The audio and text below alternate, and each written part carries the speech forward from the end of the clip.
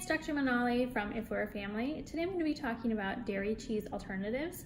Now, a few months ago I tried cashew cheese for the first time, and it's definitely an acquired taste. So that brings up the question, is it even worth acquiring the taste? How healthy is it really for you?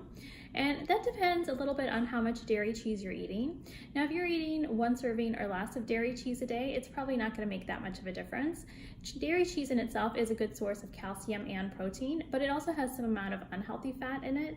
And if you're eating multiple servings of dairy cheese a day, then that's a reason to consider switching to non-dairy alternatives, because too much unhealthy fat can lead you to have cardiovascular disease long term, and it can cause you to gain weight. So that's a reason to consider switching.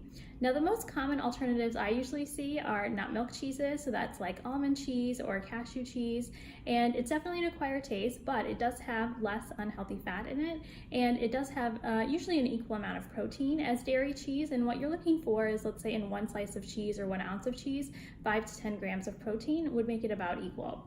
Now, it does have less calcium than dairy cheese, so you would have to look for alternate sources of calcium in your diet.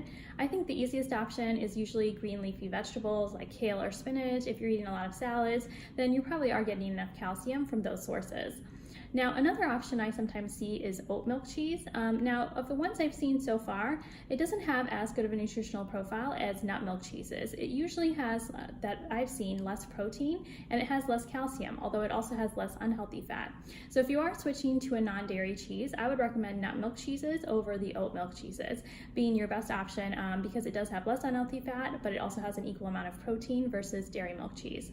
That's all for today. For more science-backed health and nutrition videos, you can follow me on Instagram, Healthy with Dr. Manali, or subscribe to my YouTube channel, Dr. Manali Decide. I'll see you next time.